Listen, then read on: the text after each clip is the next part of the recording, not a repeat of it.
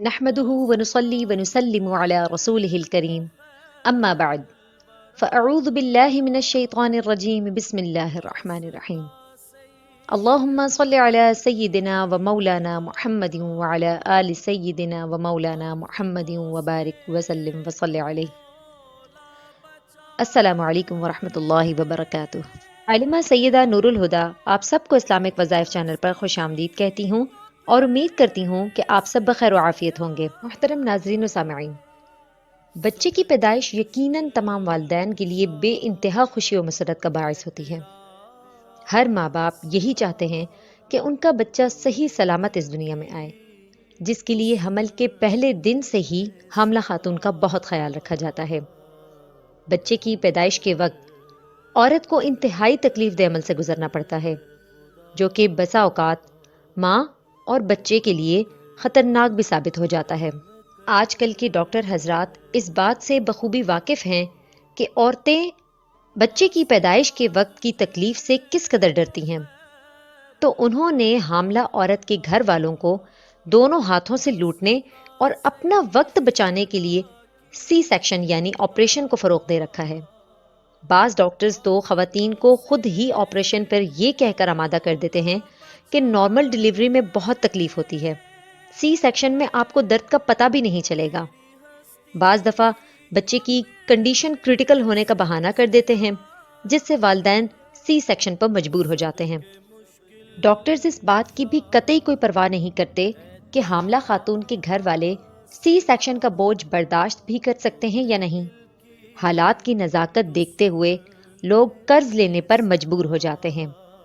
ناظرین، جس طرح سے ہر فرد کے مزاج میں فرق ہوتا ہے، اسی طرح ہر حاملہ عورت کی جسمانی کنڈیشن میں بھی فرق ہوتا ہے۔ کچھ خواتین کو ڈیلیوری ڈیٹ سے 1-2 دن پہلے ہی درد ذیل شروع ہو جاتا ہے، جبکہ کچھ کو بالکل پتہ ہی نہیں لگتا، بلکہ ڈاکٹرز کی ادویات کا بھی ان کے جسم پر کوئی اثر نہیں ہوتا اور انہیں لیبر پین اسٹارٹ نہیں ہوتا۔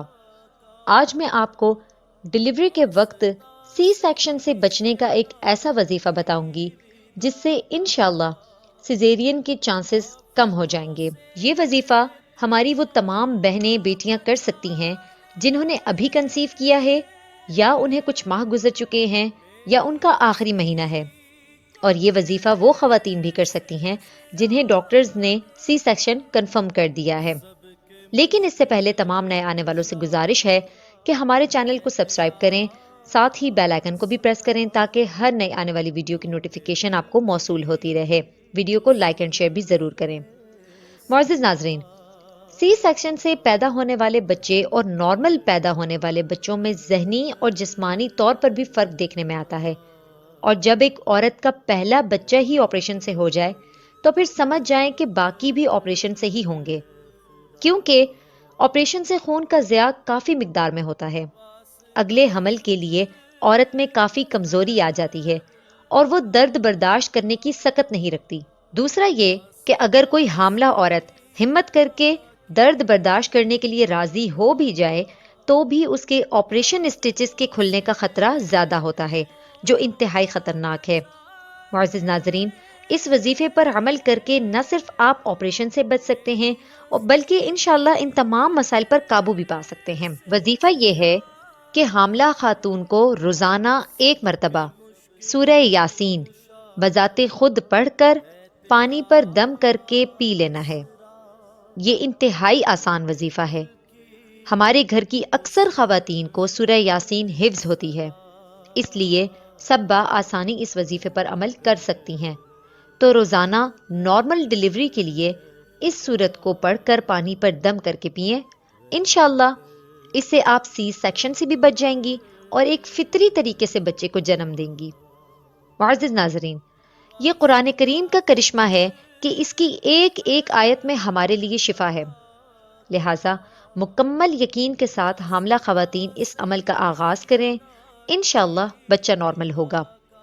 اس کے ساتھ ہی آپ کو بتاتی چلوں کہ ہماری ایک بہن نے درخواست کی تھی کہ ان کے لیے دعا کی جائے کہ اللہ تعالیٰ انہیں بھی نیک اولاد سے نوازے، تو میری دعا ہے کہ اللہ تعالیٰ ہماری اس بہن کو نیک اور صالح اولاد عطا فرمائے، اور ساتھ ہی ان خواتین کو بھی جو ابھی تک اولاد جیسی نعمت سے محروم ہیں، اللہ تعالیٰ ان سب کو اپنے فضل و کرم سے نیک، صالح اور تندرست اولاد عطا فرمائے، آمین۔ خلیفہ ایک بار پھر سمجھ لیں کہ حاملہ خاتون نے روزانہ ایک مرتبہ سورہ یاسین بذات خود پڑھ کر پانی پر دم کر کے پانی پی لینا ہے۔ اس کے علاوہ اگر آپ کسی دینی مسئلے کے متعلق یا کسی وظیفے کے متعلق پوچھنا چاہتے ہیں تو ہمیں کمنٹ سیکشن میں ضرور آگاہ کیجیے۔